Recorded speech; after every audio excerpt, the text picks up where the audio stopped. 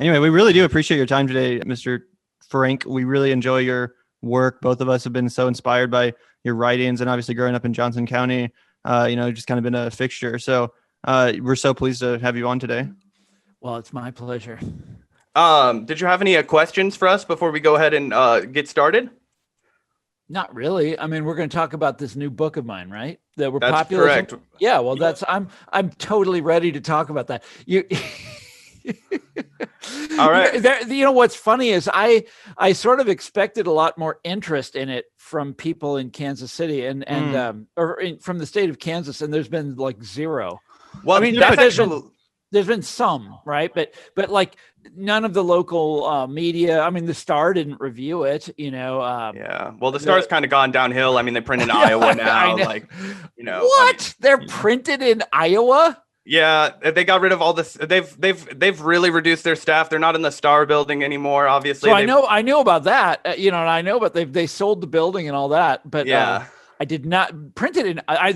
They are owned by a hedge fund, for God's sakes. Yeah, I did not know they were printed in Iowa. That's shameful. Yeah, it's disgraceful. Yeah.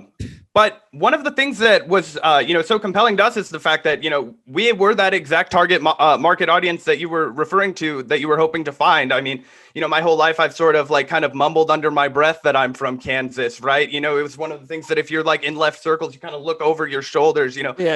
I'm from the Midwest, you can imply you're from like Chicago or something,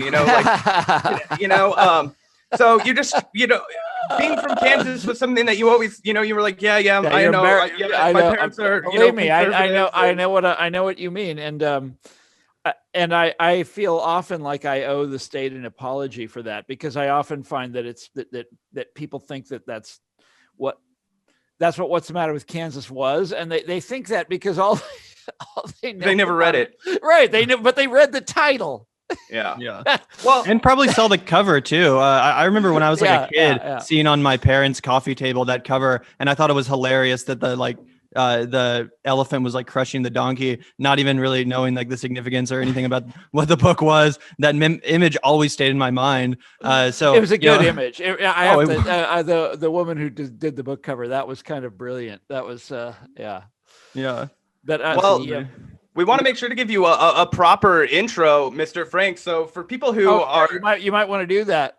For people who are tuning in, we're joined today by a special guest. We're Mr. Thomas Frank, author of numerous books. We mentioned What's the Matter with Kansas, his most recent book, The People Know, Listen Liberal, Pity the Billionaire, One Market Under God, all books that are currently sitting on my bookshelf, as well as a stack of The Baffler, which he was one of the co-founding editors of. I mean, this is a real treat of a conversation for me and Gavin. We're super excited to talk to you. And one of the things that I mentioned, I don't know if this will be in the final version from earlier or not, but the fact that, reading your books and, finding out that there was somebody, from Mission Hills, for Christ's sake, that had, similar politics to my own and, had been able to advocate them on a large scale. We mentioned that being from Kansas was something that you sort of, mumbled under your breath, something that wasn't something that you wanted to advertise publicly.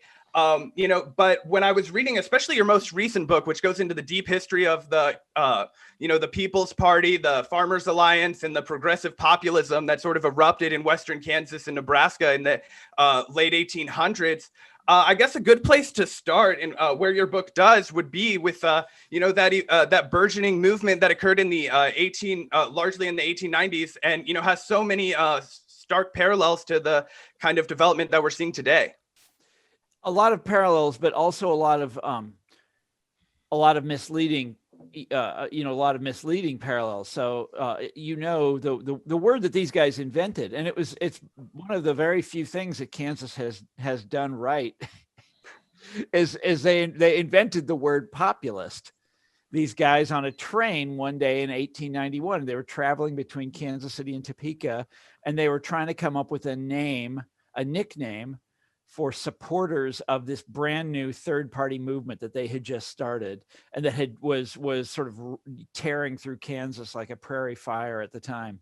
And the word was populist, and then populism followed shortly thereafter. And how this word is abused now. For God's sakes, just before I dialed you guys up on my computer. I was watching a documentary where, about the Trump years, and whoever is narrating the documentary is talking about how dreadful it is that we're in a populist moment, and what he means by that is that we're in a racist moment. Yeah. Every time I see, and look, I seek these things out in order to write about them, but it makes me so mad. Yeah. Because when I was your age, I didn't know a whole lot about the nuts and bolts of populism, the details of it, but I knew it existed, and then I knew it was on the left, and I knew it wasn't like a racist movement. I knew that when I was a teenager. Everybody in Kansas does, or not everybody. I take that back. They often, you find that they don't know that, but I don't even remember where I learned about it, but it was anyhow. Populism was this left-wing political phenomenon in the 1890s, and Kansas was its best state. This is the state where they went farthest. They had, I think, 2 governors of the state were populists. They had U.S. senators, members of Congress. They dominated the legislature for a while. They did all those things. They caught on in other states as well: Texas, Nebraska, all over the place. Oklahoma, which wasn't a state yet, but anyhow, they had but all over the South, all over the plains, Idaho, Colorado, all over the place in the West. Only part of the country where they didn't catch on was the Northeast. And funny how that works. Yeah. And now it's, of course, everything's the other way around, right? They're always lecturing us, right? Anyhow, that was populism. And the word today is just so, it's abused so widely. That it's it kind of drove me crazy. It's why I wound up having to write this book, sort of setting the record straight, and also asking, how did this happen? How did this word that was so noble, and a fine Jeffersonian word, how did this come to mean something so dreadful? It's a good question.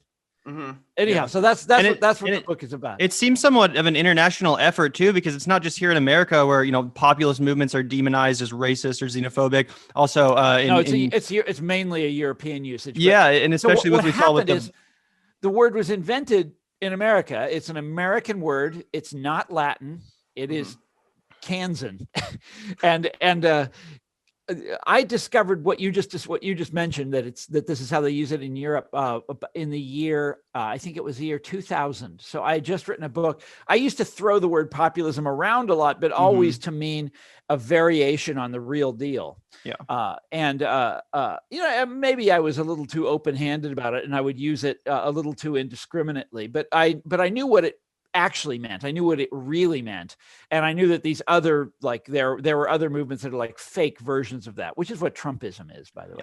But anyhow, I remember I was at an academic conference in Europe in the year 2000, and I had just put out this book, One Market Under God. You mentioned it before.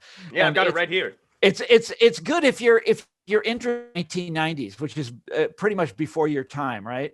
I was born in 98. Okay, so that's when I was writing it. Anyhow, there was this kind of phony populism that was everywhere in the culture at the time, like always talking about markets as the voice of the people, and markets were like going to achieve equality, and all of this kind sort of like West Wing logic. Yeah, but it was I hate to say this, but it was slightly more subtle. I mean, I'm talking about like business culture, business propaganda. So I would watch. This is when CNBC got started, and I would watch CNBC all the time, and this is where I got all these ideas from.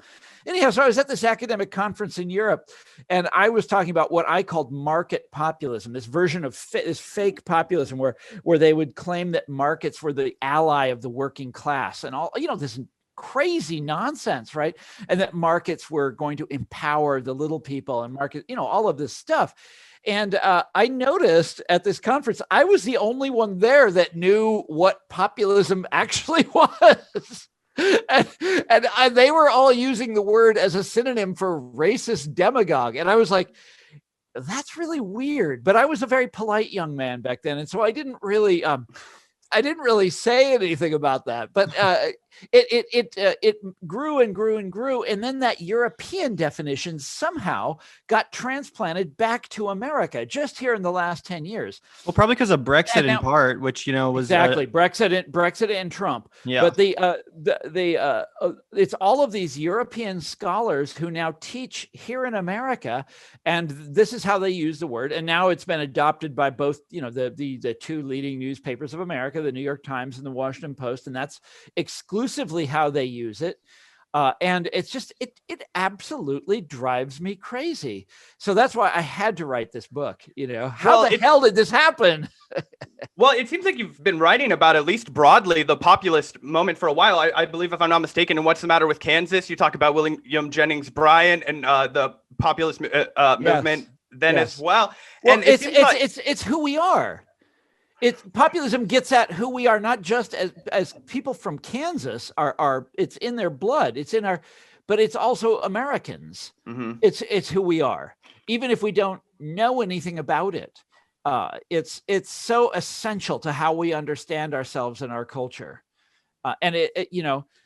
Okay, but keep going. I'm sorry I interrupted. No, not at all. What I was just getting at was the fact that you seem to have been largely successful in your effort to reintroduce this into the conversation. You look at people from our generation. I mean, Gavin and I thoughtlessly made our Twitter bio a progressive populist podcast. That's kind of how we view ourselves. There's nothing wrong. There's nothing wrong with that. Right. And I think largely that's because of the writing that you've done. You look at, shows like Rising, which are tremendously popular, and, people have mixed opinions on the framework of left and right wing populism. And, you can have valid criticisms of horseshoe theory, but I think that it shows largely that this is a new positive reception, that there's a reclamation process of this term populism, which I think you have, a lot of credit to take for. Oh, well, that's very nice of you. What's funny is a reclamation project is exactly right. But it's, I'm having a lot of trouble with this book. Well, it came out in COVID time. Mm-hmm. And I have not been able to sort of punch my way through into the mainstream of the sort of national conversation this time, as I have always been able to do in the past. This time I'm not.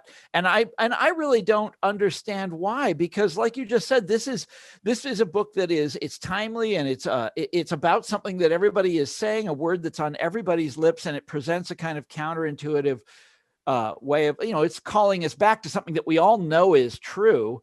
Mm-hmm. I mean, everybody knows in their heart that this stuff is true, and it's calling us back to that, to that path of righteousness. But for whatever reason, the message of this book is really disturbing to, and I hate to say this, but mainstream media. Yeah. When I was younger, I swore I would never use that phrase, but it's like, because it's so imprecise, but it's, it's threatening to the corporate rule, right? This plutocracy of, there's something about this, about talking about this part of our history that is really disturbing. And there's all kinds of books that have come out just here in the last 4 years, in the era of Trump. I described some of them in the last chapter of the book. Revisit history of progressivism. There's a whole genre of this. Mm-hmm. And this is an old genre. I mean, historians have been doing this for a long time, but there's a new kind of on it. And this new take never mentions populism, and never mentions the labor movement, and never mentions economic protest in general. And that's really strange. But that's where we are now. And so it's very difficult for people who consider themselves, even people who consider themselves on the left, to talk about this stuff. It's uncomfortable for them, because these are people, I'm describing people that we think of as Trump voters. And I'm saying that that there is a radicalism beneath the surface in these people. And if you talk to them in the right way and you present, these are good people. I mean, okay, I'm not talking about the criminals that just ransacked the Capitol building. I understand exactly where you're coming from. I'm not talking about those guys that marched in Charlottesville. But you're 100% correct, though. I mean, if we don't reach out to those people as a left, if we don't, make agrarian reform and breaking up big ag and, making those things center to the conversation, just like breaking up big tech, those voters are going to go to guys like Josh Hawley, faux populist, neo-fascist. That's right. it's awful. And I mean, one of the things I've just been following here in the last few days is all of these. And I don't want to go off on a tangent here. I want to talk about the book, but all of these sort of left-wing pundits who say that there's something really wrong with talking about economic anxiety. And the idea being that economic anxiety somehow led to Trump. Well, it's like, I'm sorry, guys. It's like every election ever since the beginning of time, we talk about what we call, kitchen table issues, and who's up and who's down and how's the economy doing. We always talk about that. Of course it had something to do with Trump's election. It has something to do with every election. The idea that this is, for some reason now, this is an impermissible subject. It blows my mind. It's like, how could someone on the left think that? And it's a piece with the changes that are going on all around us, with the Democratic Party becoming the party of wealthy people and of the professional elite. They don't want to talk about those issues anymore because those issues are very uncomfortable for them. Anyhow, I'm getting pretty far afield here, and I want to talk about what you guys want to talk about. I have a tendency to just blab if you don't stop me. Oh, you're totally good. We appreciate the long form conversation a lot. By the way, Gavin, I really like your wall hanging. Oh, thanks so much, man. I really appreciate that. I can't have things like that in my house. I have children, so as soon as I saw it, I knew I had to buy it. I knew it would be perfect for our background. But I appreciate that. One thing I did want to get your opinion on that I thought of while I was reading The People Know, and it's something that you mentioned fairly early on, is the Electoral College and the fact that it was, originally created as an instrument, an anti-populist instrument. And I think one of the most profound ironies of the Trump era, of the Trump administration, is that his election is blamed on populism, but in fact, he didn't even win the popular vote. Yeah, I know. It's highly ironic, but there are so many ironies like that. Once you get started, once you start looking for them, I'll give you another one. This one always makes me chuckle. I mean, well, the big one is that he's elected famously with a lot of votes from white working class people. And then what does he proceed to do? I mean, these incredible favors for the rich, right? Yeah. And he, so one of the ironies that really brings a smile to my face is this woman that he appointed to the Federal Reserve Board, and her big cause in life is to bring back the gold standard. Which is like, this populists hated the gold standard. Okay, actually, I had a question about this for you. I wanted to ask, because you talked about the free silver movement. Obviously, it was a critical element of the 1896 election with Williams Jennings Bryan. He was running as a Democrat, but he also had the support of the People's Party and the populist movement. And what they had agreed on, was their unifying issue was this free silver movement. For people who are listening in, that there was a larger amount of silver in circulation and gold, obviously, so would have freed up funds, if I'm not mistaken. Well, it's real simple, actually. Gold is deflationary because gold is rare. And so the amount of it in circulation doesn't increase very much. I mean, this is the same today, and the population back then was growing rapidly, and the economy was growing rapidly, and so the supply of money was not. It couldn't grow because it's gold. And so therefore you have terrible deflation, which means that prices go down. And if you're a debtor, which farmers are, if you borrow money, you're uniquely screwed in such a situation. But silver is inflationary because there's lots of it in America. And so that, they can always find more and crank out, more money. And so silver would have kept up with the growth in population. That's all it was. It's real simple. Actually, that's probably not simple enough. One of them is inflationary. The other one is deflationary. And so the rich people wanted deflation and the poor people wanted inflation. That's all it was. Right. And the United States obviously stayed on the gold standard until 1971 under Nixon, and now we're under the petrodollar. What I wanted to ask you about, though, was this line between free silver and what strikes me as like an odd parallel between free silver and UBI. And I don't know if this is completely out of left field, but it seems like one of those things where it's a good compromise, but in the long run, it's not a solution. So, for example, like free silver would have been immediately beneficial to those farmers in 1890. However, when Nixon took us off the petrodollar in 1971, it was about to start one of the greatest, the '70s, and then the '80s there was a recession period, right? So I'm wondering. But there's an intervening step here, which is when Roosevelt took us off the gold standard in 33. It was actually at about this. It was like, like he was where Biden is today. It was like his like first week in office, and he took us off the gold standard. And when he did it, people didn't know they didn't know he was going to do this. It was a surprise. And one of his chief economic advisors got hysterical and said, "This is the end of Western civilization." And which is the classic anti-populist line that gold is the great pillar of civilization. But you're exactly right that it was a compromise. It was free silver was a compromise step. What your real hardcore populist wanted was what's called fiat currency, which is what we have what we have and what the Europeans have and everybody has today. People learned about that when they learned about Bitcoin, because Bitcoin is not fiat currency. Right, exactly. So what would happen if you put your nation on a Bitcoin standard? Well, you'd be screwed. Yeah. Anyhow, it was a compromise. It was a tactical maneuver by the Populist Party. So William Jennings Bryan supported silver, and it had this whole symbolism that became associated with it: silver good, gold evil, this kind of thing. And for the Republicans, it was the other way around. Silver was the metal of poor people. And it's like Mexico has a silver standard, but we are not like them. That it was vaguely racist and stuff like that. And I say vaguely, it was the Republicans were pretty much openly racist. Yeah, but so the populists knew that Bryan wasn't going far enough, and they knew that he wasn't with them on their other reforms that they wanted to do. They had a whole lot of reforms that were quite radical, but they said, this is our chance, so let's get behind him. And it failed. I mean, he lost, which was a surprise, and everybody thought he was a man of destiny, like an Abraham Lincoln, kind of figure. And they thought he was going to win, and he didn't, and that killed them, because then they immediately, like their leadership had betrayed them. They immediately start infighting.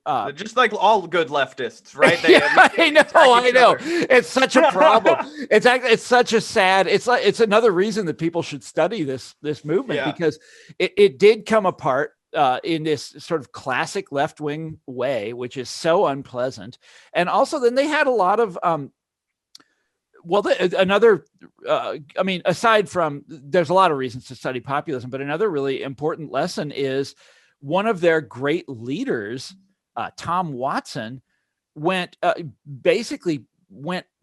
this really awful racist, completely changed his stripes, and went from being this leader of, pushing for interracial cooperation, and poor blacks and poor whites need to get together and all this stuff, and doing these great things.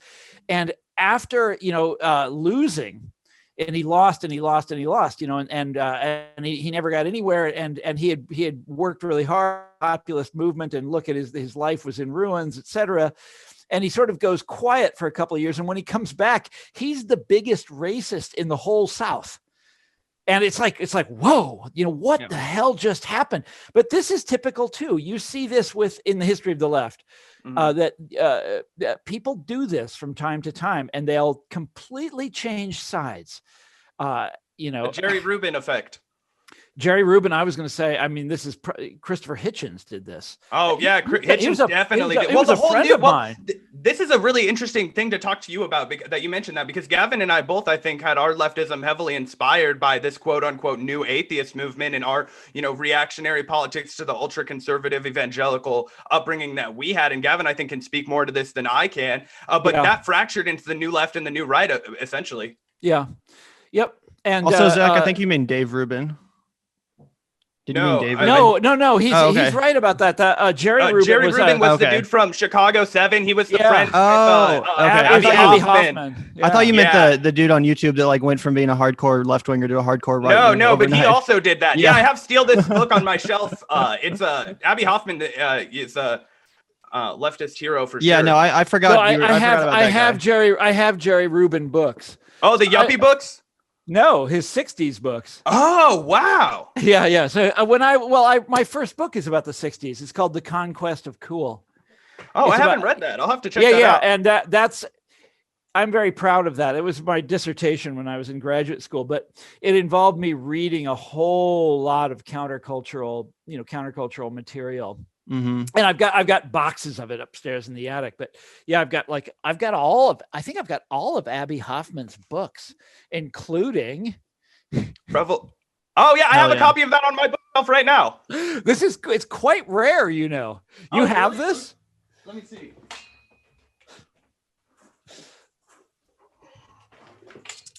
There it is. That's right. Awesome. Awesome. Anyhow. Well, I had another question for you that, again, I've been dying to ask you since reading The People Know. And wait, stop. Well, I have one more example. You're good. Just pause. You're good. Pause. Hold that thought. Another example that one of the 60s generation was this guy called Eldridge Cleaver. Do you know who this is? He wrote a book called Soul on Ice. I'm familiar with the name Eldridge Cleaver, but I haven't read that book. I think he was a Black Panther. He was a Black Panther, but he was a gifted writer. Anyhow, when I was in high school, he came in the early years of the Reagan Revolution. He came and spoke somewhere in Kansas City. I forget where. And I went to see him, and he was wearing a really nice dark blue suit, white shirt, red tie, and he was a complete Reagan supporter. How the hell did that happen? How did that happen? Anyhow. Oh, geez. Wow. Yeah. It's always crazy when that kind of thing does happen. And yeah, for sure.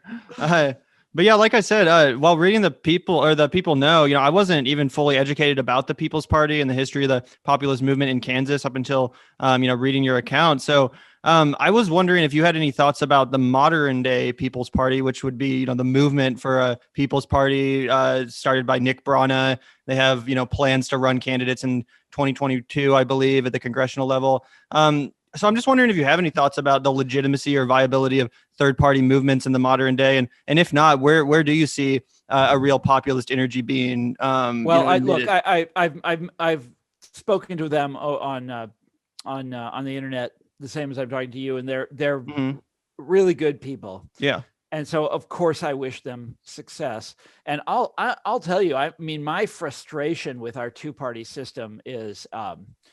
I'm pretty frustrated. Let's Me put too. it that way. Yeah, and I think a third party would be extremely healthful right about now. I mean, one of the problems with the two-party system is that the two parties will come to consensus or agreement on something, on some big issue of the day, and refuse to debate it. Yeah. And you need third parties to break the system open. Like corporate America. Yeah. Yeah. And in the 19th century, this is why third parties used to happen from time to time. So famously, the two parties refused to debate slavery. And that's where the Republican Party came from. They were going to, they're like, no, this is the main issue facing the country. Let's talk it over. Let's get it out there.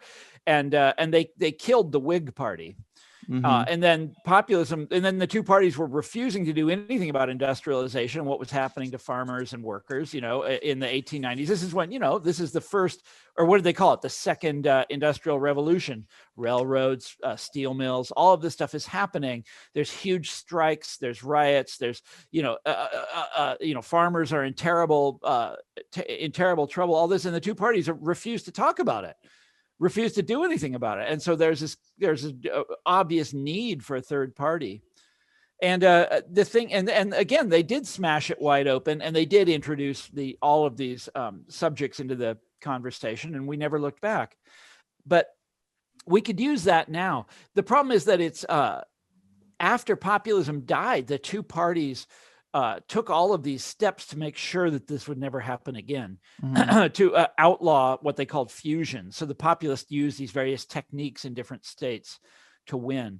And a lot of those techniques are, the fusion is against the law now. And there's no reason for that. There's no. Is that like fusion voting like they have in New York City? Right. I think New York is one of the few states that did not outlaw it because they never had populism there, so there was never a real threat. But it's against the law all over the place, and it's silly. There's no reason for it to be against the law. But the problem with a third party is that you wind up, if you don't have fusion, you wind up hurting the main party that's closest to you, and so you wind up just like hurting your own cause. So there's got to be another way to do it, and that was. Do you think ranked choice voting plays into that? Ranked choice voting would also help. There's a lot of things you could do that would help to reform the system. But basically, the way our system is set up now, it's basically it's very, very difficult to have a third party. We talked about Zach mentioned briefly, kind of right-wing populists and left-wing populists, and how some people have an issue with this kind of horseshoe theory of, we're all kind of the same. But what's your feeling on, working across the aisle with other people that would also consider themselves populists to kind of form a third party that way? So it wouldn't necessarily be threatening the Democratic or Republican Party, but both. Do you think there's any viability?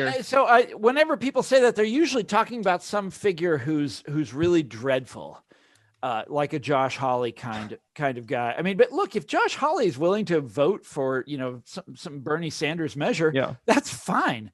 That's look every reform in American history is done by a coalition of saints and sinners. These dreadful people who are like, you go back and look at the 1960s, which is this great era of reform, not just the civil rights bills, but Lyndon Johnson is getting the Great Society done. He's getting Medicare done. All of this stuff that environmentalism is coming up. All of these things, and he got them done by coaxing senators who really didn't want to vote for them. It's not a holy process. It's not a saintly process. It's a pretty gross process. Yeah. And what I've always said about building a populist movement, and this is important, you have your principles, and your principles are critical. And the principles of populist movements, I say this in the book, and this is really important for people to understand. What is populism?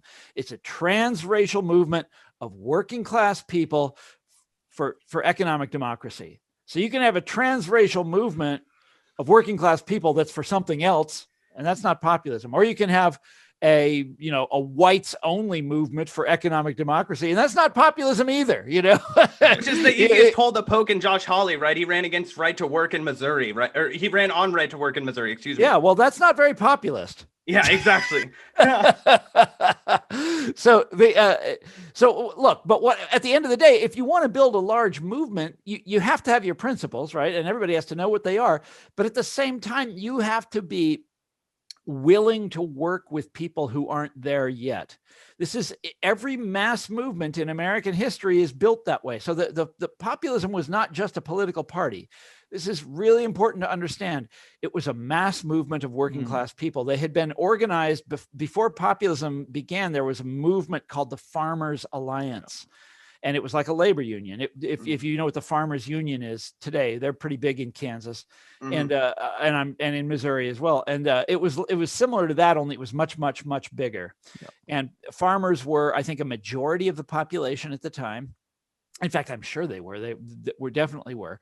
And they were signing up for this all over America in enormous numbers.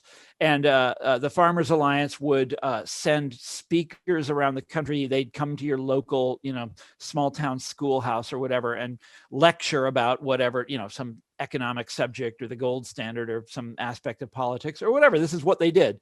And they were trying to educate their members into, to understand why farmers were so screwed. And it was there were different branches of it. The main one was this kind of Southern Farmers Alliance, but there was a Black Farmers Alliance. There was a Northern Farmers Alliance, a whole bunch of different ones. And they all eventually all came together and formed this group, the People's Party. Mm-hmm. And then the various unions got on board too. The Knights of Labor, certain unions within the AFL got on board, and so it was a mass working class organization. But it came out of these movements, and then in the 1930s you see the same thing. These labor movement that is it's very important in like Kansas City local history, when unions are growing by leaps and bounds, and people are signing up for them all over the place, and it captures the public imagination, and everybody is forming unions in the 1930s, and they're signing up with the New Deal, and they're voting for Roosevelt, and it's a very successful time. And then in the 60s, you see it again with the civil rights movement. They're in the South, but they're going, from town to town, and they're organizing people, and people are signing up in huge numbers. And so there's this guy, an American historian called Larry Goodwin, wrote the classic history of populism. It's called Democratic Promise. And he thinks populism was the greatest moment in American history. It was the pinnacle, and we've been on a downhill slide ever since then. This is basically how he sees U.S. history. And but he came to populism after being an organizer in the civil rights movement in Texas. So this is what he did: is he went around registering people to vote, and he learned about populism by doing that. And people would tell him about this movement from the 1890s. And so he started studying it, and he became the world's great authority on it, wrote this famous book on it. Then he went off and wrote about the labor movement and stuff like that. And then towards the end of his life, he wrote magazine articles about democracy.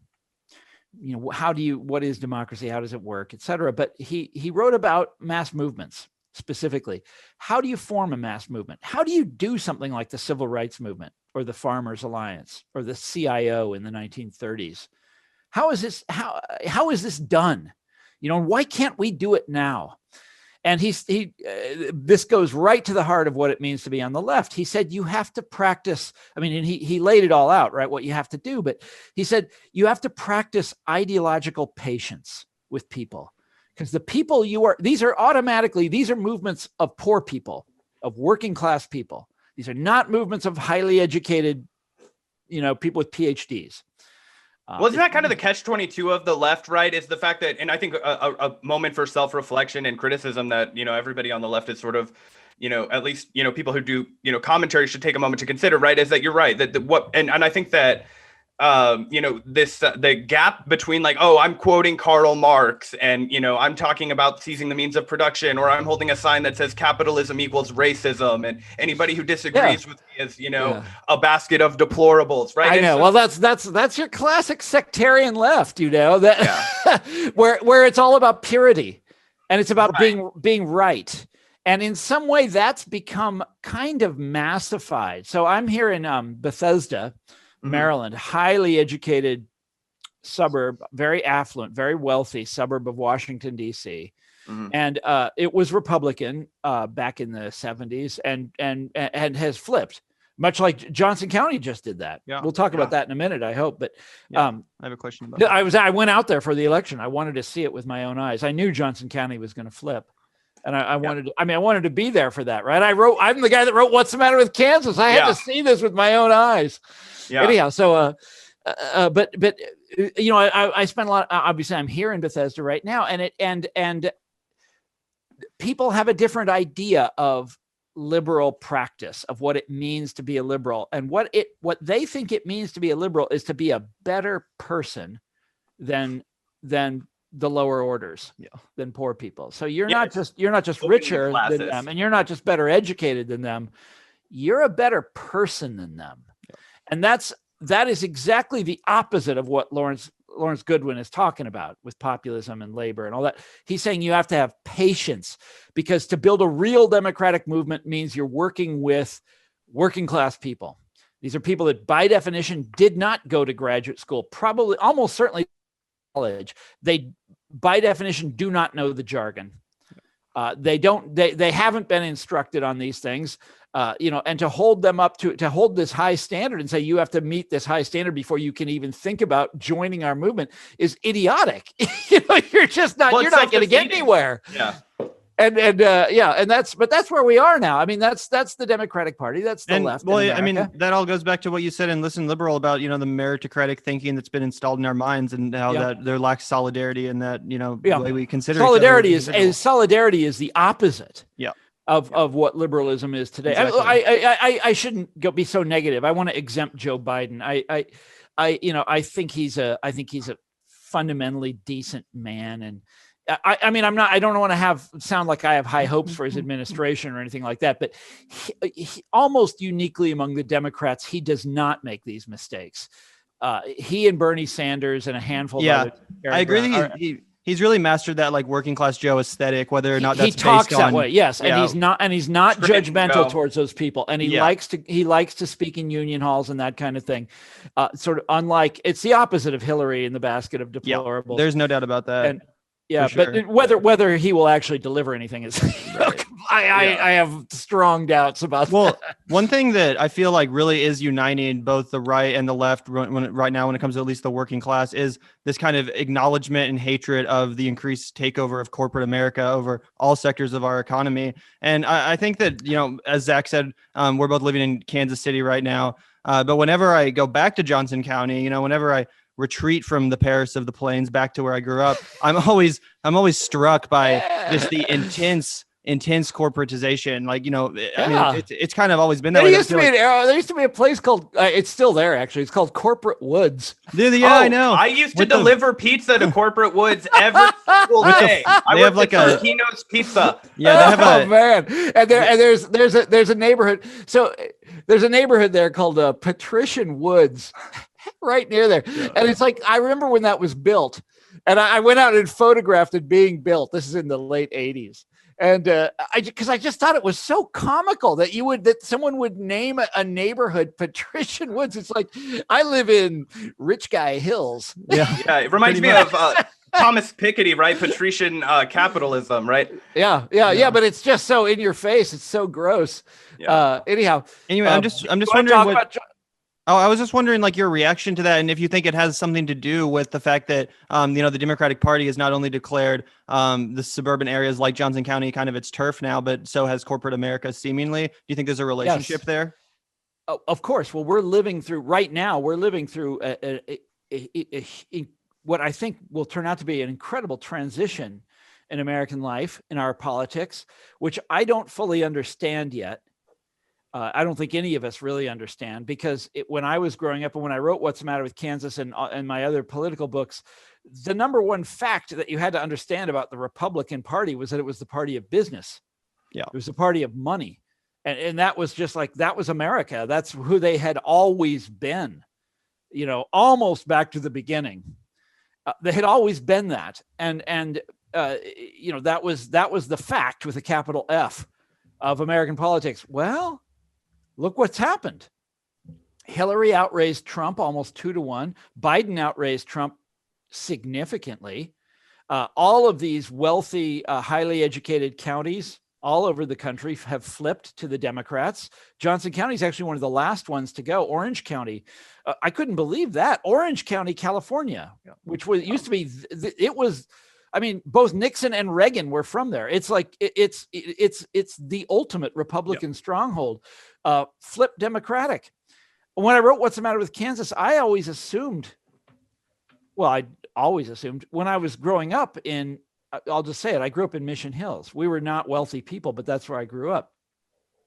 And the people around me were extremely Republican. Yeah, that's the rockers. Big surprise, right? Yeah. They were, and that made sense because they were the ruling class. I mean, they own Kansas City, and they own the state of Kansas, and like the governor of Kansas lived there, and there was another governor of Kansas from Prairie Village, and this is like that's what the Republicans, that was Republicanism. That's who they were, and I would just look around me and be like, that's who they are. I remember I collected matches when I was a kid. I found my matchbook collection over the summer when I was in Kansas City, and I had one of them was a matchbook advertising Barry Goldwater for president. Oh, shit. That I got from some kid's house in the neighborhood. 1964 Barry Goldwater, and this is the extreme right winger. Was regarded as way too right wing. Well, Johnson County, that didn't bother them. They voted for him. I went back and looked at it. Johnson County voted for every Republican, voted only for Republicans going back to Woodrow Wilson. That's the last Democrat they voted for was Woodrow Wilson. Well, they voted for Biden just now. Yeah. I couldn't believe it. So I went and they out put there. Sharice Davis in office in 2018. Yes, but her congressional, that's not an exact measurement because she's also Wyandotte. So, the congressional district is bigger than just Johnson County. Mm-hmm.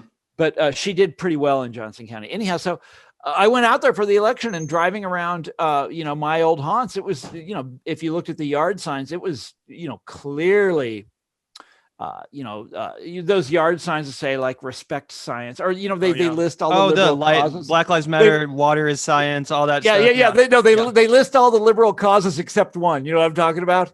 There's nothing about labor. There's nothing about you're right. about like the minimum wage or anything about work. Yeah, I know what you're saying about the other liberal causes. Around here over by the plaza, science is real. Story. The news isn't fake. Water is life. Love is love. All that stuff. If you walk around, nothing about work. If you walk around like literally the richest neighborhoods in Kansas City, and I assume, a lot of suburban areas are, outside of the city areas, that's exactly what you see. Like, I was taking it's a kind of liberalism that is almost like, it's perfect for these people. It's like perfectly cherry picked for, Mission Hills or whatever. Anyhow, so I went and looked at the day after the Kansas results were in.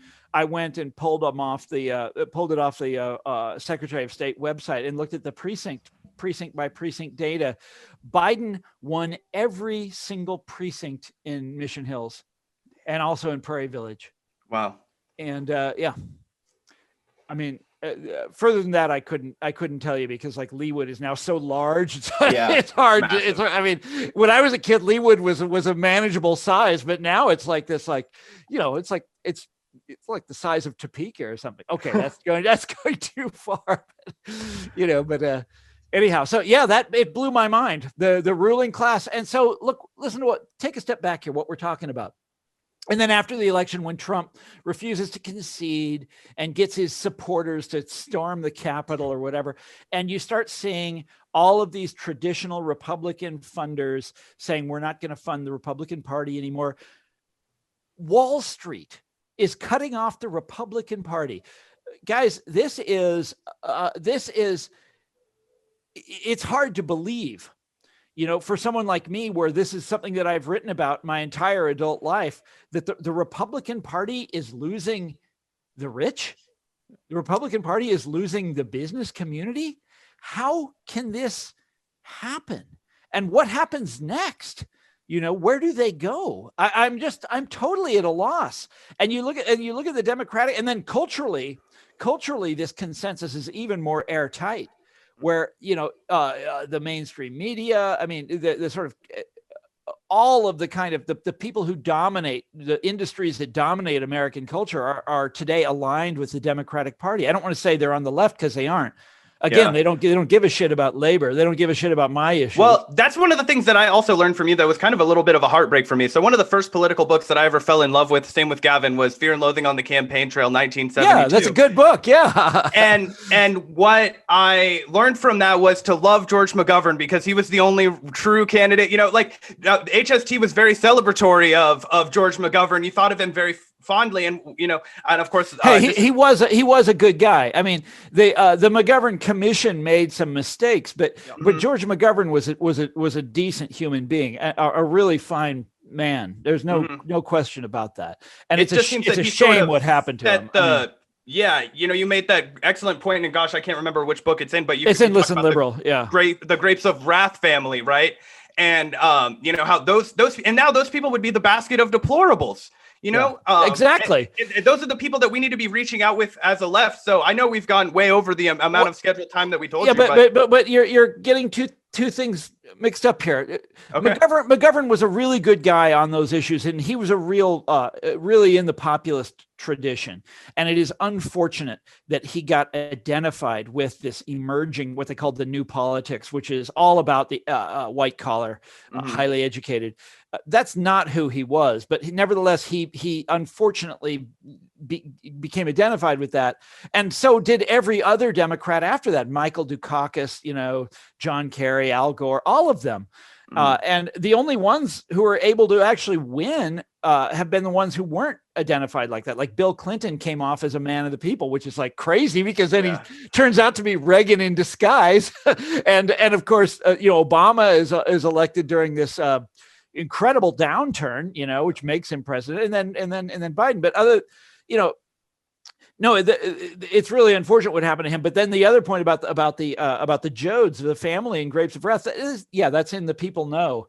And it is exactly right. Our culture has turned against those people in a really shocking and disturbing way. And okay, so I was just watching a documentary before I dialed you guys up. I was telling you about it before. Mm-hmm. And the guy in the documentary is trying to explain Trumpism. And he said there's two statistics you have to know. The first one is Americans overwhelmingly hate and fear and mistrust their government. The second statistic is, and it's an economic one. He says, this is what it costs to have a middle-class standard of living. And this is what the average American family earns. And it's less than half that. And then you know what he says? He says, you take these two statistics and put them together, and what do you get? You get racism. It's like, and these are the people who are like science over everything. This is a historian. This is a historian saying this. And it's like, no, that is not what you get. What you get is things like populism. What you get is things like the 1930s. What you get is reform. Yeah. And he's like, no, this is when you get, racist movements. It's like, it's just like, what is wrong with us that we don't understand our own past anymore? Yeah. And we are so determined to think of especially white working class people, but working class people generally as irredeemable, as racist, warmongers and racists. Yeah. I mean, what a disaster for our movement, and what a disaster for this country. Yeah. I mean, and I mean, yes, we dodged the bullet. Trump is gone. Hooray. I'm as happy about that as anybody I know. But if we don't figure this out, and soon, this stuff is coming right back. Anyhow, there's a good, we should probably say something optimistic to end this on. Yeah, well, I guess Gavin, unless you had anything. Yeah, I mean, we could go on for another couple hours, but I don't. Oh, I know. You got to stop. I have a family. I have to cook for. Yeah. Well, I guess one positive thing to kind of reconcile then would be, we mentioned the history, the deep history of, farmers of the Farmers Alliance and the Farmers of America, and agrarian politics being a real basis for the left and working class people you reach over, right? The left loves to pay lip service to the working class, right? But they don't oftentimes know what that means because they're still in libraries and on college campuses. So I think that if we, we're able to draw some. By the way, I used to write about strikes. I used to be. It was quite a rude awakening when or not a rude awakening. It blew my mind the first time I covered a strike for a newspaper in Chicago and learned all about. Yeah, that was in the early 90s. Yeah. Anyhow, keep going. Yeah, and it seems that there's such a clear through line between the need, the conversation right now to regulate and break up big tech, and the never talked about, always diminished, just real bane on the existence of farmers, which is big agriculture. It's basically guaranteeing that they lose money every year, that they're less and less able to, feed their families. For people in Kansas, this is common knowledge, but I feel like everywhere else, nobody understands this, tremendous issue. How do we as the left, draw that, make that connective tissue, right? How do we draw that line and make that compelling on the broader left? Well, part of it is that this is how you win elections. Yeah. Farmers vote, and they know what their issues are, and they are so angry about this stuff. And the problem is farmers these days tend to vote for Republicans. Yeah. But you go out there, and so nobody remembers this. In 2008, Barack Obama it was a complete surprise when he won the Iowa caucuses over Hillary Clinton in 2008. And the secret to how he did it, he had been a state legislator in Illinois, and he knew farm issues, and he knew there's one surefire way to get farmers, angry, and that was to talk about big ag and to talk about agricultural monopoly. And he went around Iowa and did this all over the place. And then, complete shock, surprise, he beats Hillary Clinton, and that's how he did it. And he after the election was over, he said, okay, I'm going to set up this commission and we're going to look into big ag. We're going to look into these monopolies. And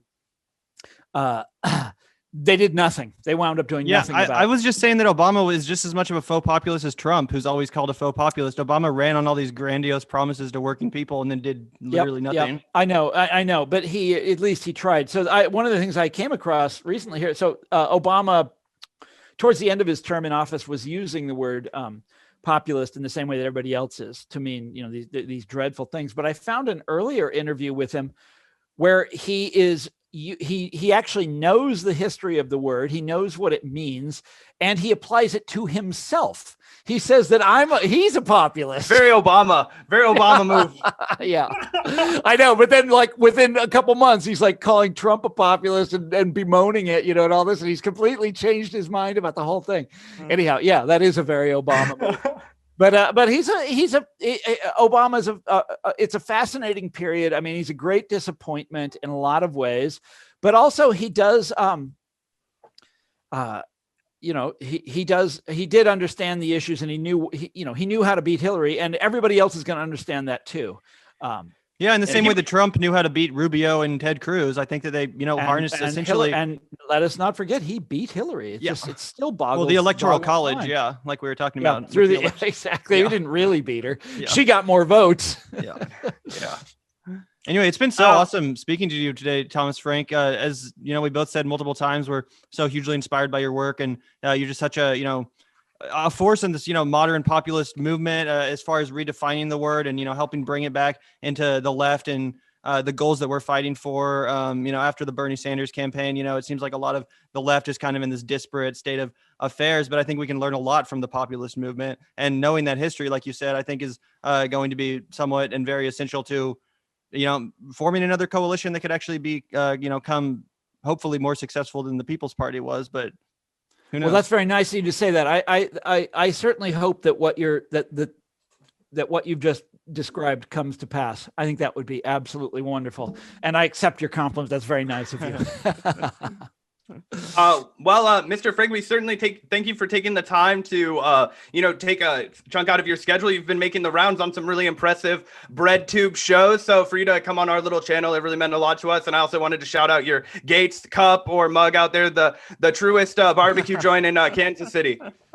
I love their sauce. Hell yeah. The sauce. Good. Yeah, this is from long ago. When I was in high school, my friends and I decided, this is in the early 80s, we decided that we were going to make ourselves into authorities on Kansas City barbecue. Sounds like me and Gavin. And so, but it was different back then. It was very different. There was a whole bunch of them in this one part of downtown Kansas City around where there had been a stadium, a municipal stadium, before they moved the Royals. Before they built, the Royal Stadium way out in the suburbs, they had a stadium in downtown Kansas City, and there were all these. It was all the streets around it were filled with barbecue stands that were left when they tore the stadium down. They're not there anymore, but there were a whole bunch of them, and they were very competitive, and it was all this homegrown. These are restaurants, single. What do you call that? Small business restaurants. Or whatever. Oh my God. And some of them were, they were incredible. So anyhow, I always tell people the best barbecue you get is from somebody you know. It's not from any of the, not from any of the chains. Yeah. But they were old guys cooking this stuff. And oh my God, those were some of the happiest times in my life. Anyhow. Yeah. Thank you so much for your time tonight, Mr. Thomas Frank. It was a great pleasure speaking with you. All right, guys. Thanks a lot for having me.